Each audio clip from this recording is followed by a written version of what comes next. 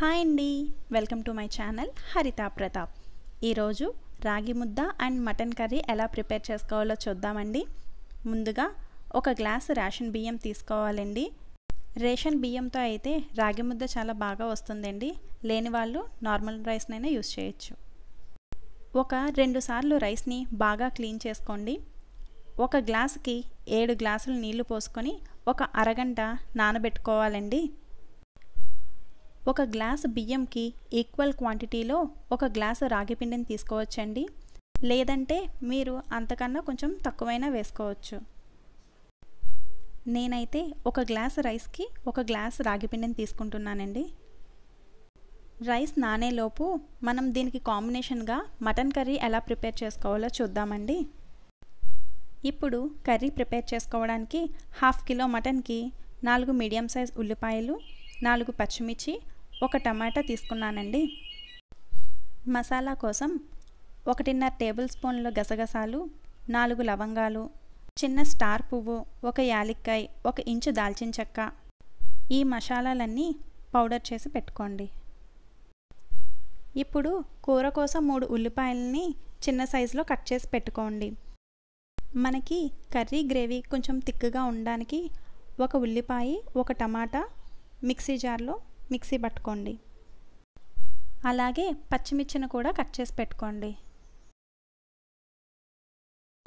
ఇప్పుడు ముందుగా స్టవ్ మీద కుక్కర్ని పెట్టుకొని స్టవ్ ఆన్ చేసుకొని 4 to 5 టేబుల్ స్పూన్స్ ఆయిల్ని వేసుకొని ఆయిల్ హీట్ అయ్యాక ముందుగా కట్ చేసి పెట్టుకున్న పచ్చిమిర్చి, ఉల్లిపాయలను వేసి ఫ్రై చేసుకోండి.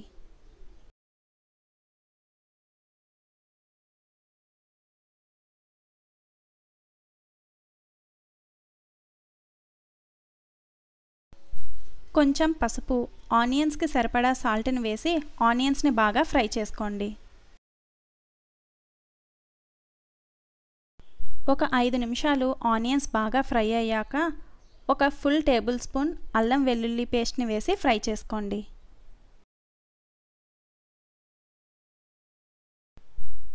అల్లం వెల్లుల్లి పేస్ట్ పచ్చివాసన పోయే వరకు బాగా ఫ్రై చేసుకోండి. ఇప్పుడు ముందుగా మనం మిక్సీ పట్టుకున్న టమాటా ఉల్లిపాయల పేస్ట్ని వేసి బాగా ఫ్రై చేసుకోండి.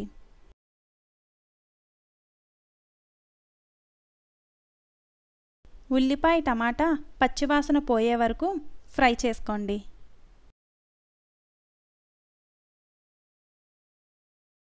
కొత్తిమీర, కరివేపాకు వేసి ఒకసారి కలుపుకొని ముందుగా కడిగి పెట్టుకున్న మటన్ని అందులో వేసుకోండి.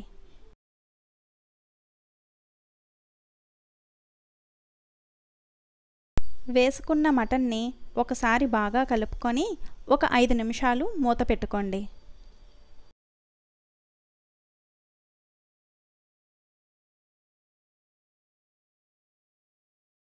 ఐదు నిమిషాల తర్వాత మూత తీసి ఒకసారి కలుపుకొని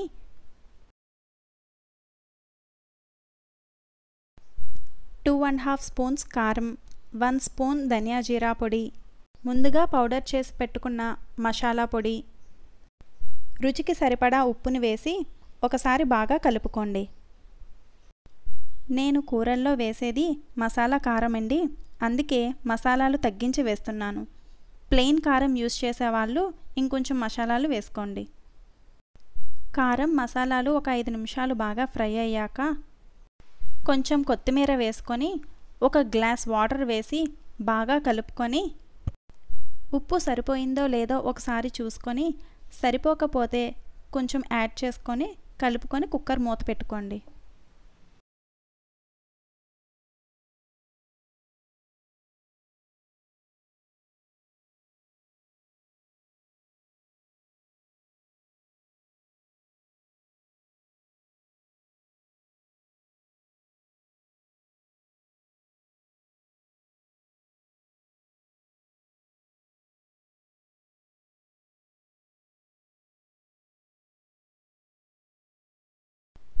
కుక్కర్ ఒక 5 విజిల్స్ వచ్చే వరకు లో టు మీడియం ఫ్లేమ్లో మటన్ని కుక్ చేసుకోండి.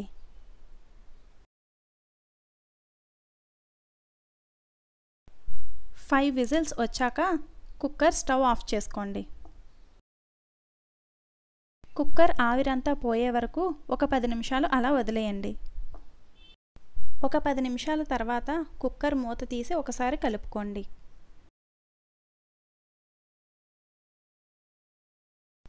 ఇప్పుడు మరొక 5 నిమిషాలు స్టవ్ మీద పెట్టి మీడియం ఫ్లేమ్లో 5 నిమిషాలు ఉడికించుకోండి.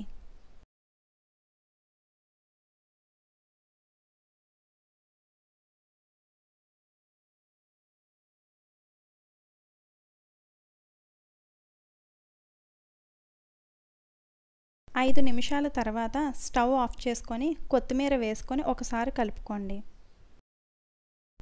మనకి కర్రీ రెడీ అయిపోయిందండి. రాగి ముద్ద కాంబినేషన్కి మటన్ కర్రీ ఇలా ఒకసారి ట్రై చేసి చూడండి. ఇప్పుడు రాగి ముద్ద కోసం నానబెట్టిన బియ్యాన్ని స్టవ్ మీద పెట్టి స్టవ్ ఆన్ చేసుకోండి. రైస్కి సరిపడా ఉప్పుని వేసి మూత పెట్టుకోండి. మనం నార్మల్గా రైస్ ఎలా ప్రిపేర్ చేసుకుంటామో అలాగేనండి, కాకపోతే అన్నాన్ని కొంచెం మెత్తగా ఉడికించుకోవాలి. అన్నం మెత్తగా ఉడికాక ముందుగా తీసుకున్న ఒక గ్లాస్ రాగి పిండిని వేసి మూత పెట్టుకోండి. రాగి పిండిని అసలు కలపకండి. లో ఫ్లేమ్లో ఒక 5 నిమిషాలు ఉడికాక మూతను తీసి పప్పు గుత్తి కర్రతో బాగా మెదపండి. రాగి పిండి ఉండలు కట్టకుండా అలా కలుపుతూనే ఉండాలండి. మొత్తం ఆ అన్నంతో కలిసిపోవాలి. స్టవ్ ఆఫ్ చేసుకొని మీకు ఎలా వీలుగా ఉంటే అలా పెట్టి కలుపుకోండి. ఈ కన్సిస్టెన్సీలో కలుపుకోవాలండి. మనకి రాగి ముద్ద మరీ గట్టిగా రాకుండా చూసుకోండి.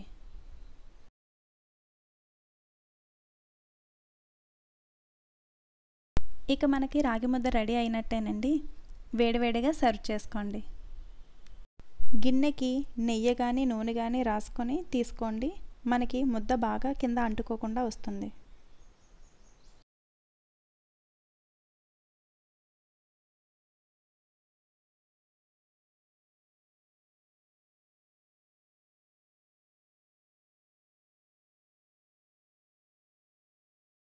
వేడివేడి రాగి ముద్దని మటన్ కర్రీతో సర్వ్ చేసుకోండి. ఒకసారి మీరు కూడా ఇలా ట్రై చేసి చూడండి.